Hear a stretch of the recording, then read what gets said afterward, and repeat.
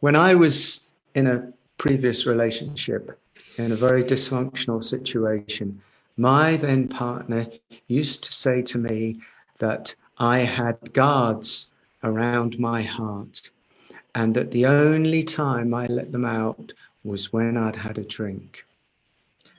There was a stage when I'd had too much to drink, where the guards became insane. But there was a certain point where I softened up just enough to let the guards down, so that something real could be shown, something real could be felt.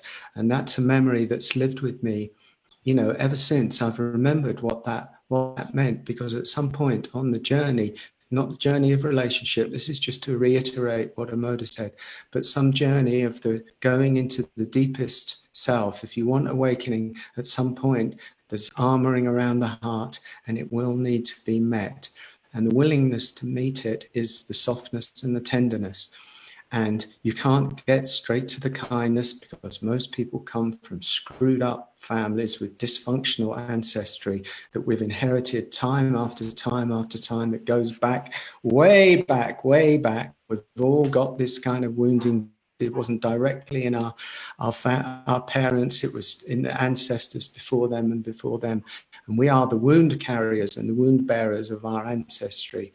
And so at some point, the armoring around the heart that we've used as a strategy for survival, which is a very good thing, because I think when we're young, we need that strategy for survival.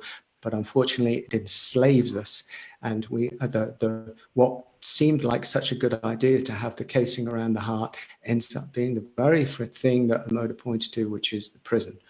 And at some point, we have to meet the guards at the heart, and we have to say, are you real? Do you need to stay there anymore? Can I open up?